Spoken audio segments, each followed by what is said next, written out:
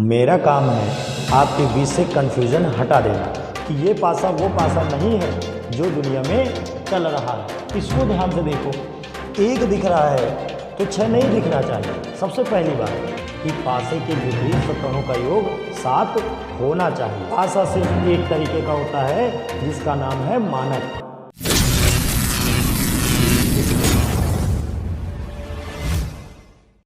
दोस्तों नमस्कार, EPS academy में आपका हार्दिक स्वागत करता हूं। दोस्तों रीजनिंग का क्लॉक चैप्टर पूर्णतः समाप्त हो गया है और अब आपके लिए आज जो स्टार्ट करने के कंडीशंस हमारे सामने आई है वो डाइस यानी कि पासा।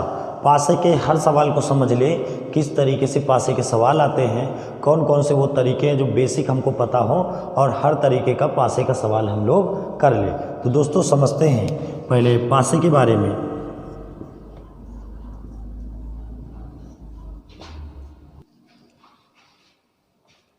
दोस्तों सबसे पहले ये देखिएगा कि पासा आखिर होता कितनी तरीके का, सबसे पहली इम्पॉर्टेंट बात। तो दोस्तों देखिएगा, अगर देखा जाए तो किताबों में तो लिखा है कि पासा 2 तरीके का होता है, 2 तरीके का। लेकिन दोस्तों जहाँ तक मेरी अप्रोच है, जो मेरा पर्सनल अप्रोच है कि पासा सिर्फ एक ही तरीके का होता है। पासा सिर्फ एक ही तरीके का होता है। जैसे कि आप लूडो वगैरह खेलते हो तो उसमें देखा होगा जो आपके सामने डाइस होता है, नीचे 1 होता है तो उसके ऊपर 6 होता है, एक तरफ 2 होता है तो दूसरी तरफ 5 होता है। यानी कि दोस्तों अगर देखा जाए तो विपरीत सतहों का योग 7 होता है। जो पासा होता है जो हम लोग घर में खेलते हैं वो 1 के नीचे 6, 2 तो उसके जस्ट अपोजिट 5, एक तरफ 3 तो जस्ट अपोजिट 4। तो यही एक पासा होता है मेरे अकॉर्डिंग। बाकी अगर बात की जाए तो बनावटी पासे, आर्टिफिशियल पासे यानी कि सिंपल डाइस, कई उसके नाम हैं। तो ये कोई ज़रूरी नहीं कि आप इन चीज़ों को याद रखें। दोस्तों ध्यान दीजिएगा, सबसे पहले पासे को कैसे समझें। पासे को हम एक इजी वे में आपको अगर बताना चाहें, बहुत ही अच्छी तरीके से, कि आपको कभी कन्फ्यूजन ना हो। बाकी कन्फ्यूजन क्रिएट कुछ लोग कर देते हैं तो आप लोग परेशान ना होइए। मेरा काम है आपके बीच से कन्फ्यूजन हटा देना। तो दोस्तों देखते हैं, सबसे पहले मान लीजिए इस पासे को नंबरिंग पे, यहाँ पर 1, यहाँ पर 6 और यहाँ पर 5 हमने बना दिया। अब आप बताइए कि ये पासा किस वैरायटी का होगा। सबसे पहले दोस्तों एक चीज़ याद रखिएगा कि अभी मैंने बताया है कि मेरी जानकारी में पासा सिर्फ एक ही तरीके का होता है। पासा सिर्फ एक ही तरीके का होता है। लेकिन यहाँ पर क्या है, यहाँ पर एक समस्या ये आ चुकी है कि मैंने बोला है कि जो पासा रियल होता है वो 1 के पीछे 6 होता है, 1 के पीछे 6 होता है, 2 के पीछे 5 होता है, 3 के पीछे 4 होता है। यही एक पासा होता है हमारे अकॉर्डिंग। तो दोस्तों देखिएगा, अगर किसी भी पासे में मेन चीज़ 6 सतहें होती हैं। 6 सतहें का मतलब 3 दिखेंगी, 3 छुपी होंगी।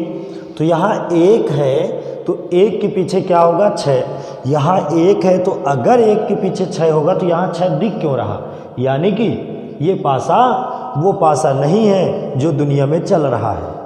ये दोस्तों ये बात क्लियर हो गई होगी कि ये पासा वो पासा नहीं है जो दुनिया में चल रहा है। बात क्लियर हो चुकी होगी मेरी।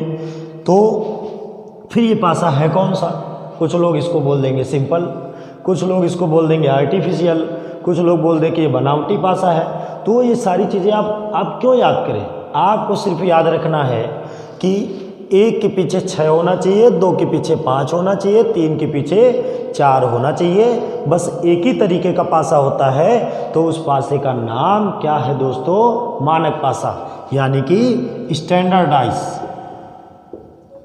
मानक पासा, स्टैंडर्ड डाइस इसको बोलते हैं। तो जो इस तरीके का पासा दुनिया में चल रहा है उसको बोलेंगे मानक पासा यानी कि स्टैंडर्ड डाइस। दोस्तों क्लियर हो गई इतनी बात। तो सबसे पहले एक चीज़ देखो, अब ये पासा देखिएगा, इसको ध्यान से देखो, 1 दिख रहा है तो 6 नहीं दिखना चाहिए। सबसे पहली बात भाई, जस्ट अपोजिट वाली चीज़ें नहीं दिखना चाहिए। जैसे कि मान लीजिए हम हैं आपके सामने, तो आप ये बताइए कि मेरा ये हाथ है तो यहाँ पर आकार आपको दिख रहा है, तो इसके पीछे का कहाँ दिख रहा है आपको। जब ये देखेंगे तो यहाँ नहीं दिखेगा, जब इधर देखेंगे तो इधर नहीं दिखेगा। तो सिंपल सी बात ये निकली कि एक दिखेगा तो 6 नहीं दिखना चाहिए, यहाँ एक के साथ 6 दिख रहा। अब मान लीजिए इस पासे में आपसे पूछा जाए कि 5 का विपरीत बताओ, 5 के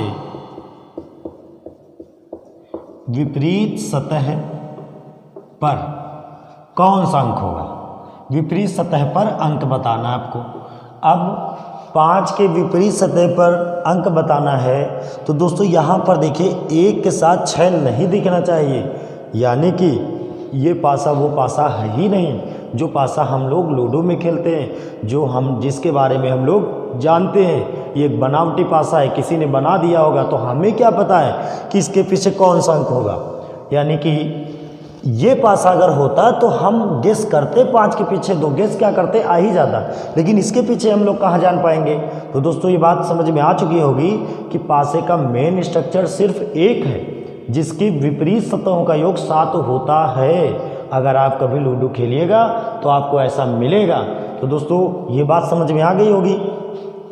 तो एक के पीछे 6 अगर होगा तो नहीं दिखना चाहिए, तो 5 के विपरीत पर कौन सा अंक है। तो दोस्तों इसका आंसर होगा निर्धारित नहीं कर सकते, निर्धारित नहीं कर सकते, निर्धारित नहीं कर सकते। क्यों निर्धारित नहीं कर सकते? क्योंकि हमें बताया गया है कि पासे के विपरीत सतहों का योग 7 होना चाहिए। अब यहाँ पर देखिए, अगर मैं इस पासे की बात करें, यहाँ पर 1 हो, यहाँ 2 हो, यहाँ 3 हो। दोस्तों 1 दिख रहा तो 6 नहीं दिख रहा, 2 दिख रहा तो 5 नहीं दिख रहा, 3 दिख रहा तो 4 नहीं दिख रहा। न दिख रहा है और न दिखना चाहिए, ये बात याद रखिएगा। न दिख रहा है न दिखना चाहिए, यानी ये कैसा पासा है, मानक पासा है, मेरा स्टैंडर्ड पासा है।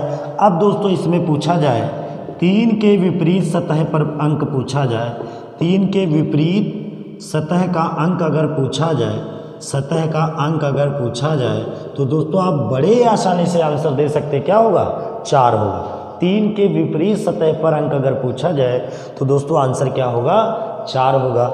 अगर आपसे 2 का विपरीत पूछ दिया जाए तो 5 होगा, 1 का विपरीत पूछा जाए तो 6 होगा। तो दोस्तों आप ये बिल्कुल भी ना याद रखिए कि पासे की वैरायटी कितनी है। पासा 2 तरह का होता है, सिंपल डाइस, स्टैंडर्ड डाइस या साधारण पासा, मानक पासा, आपको नहीं याद रखना है।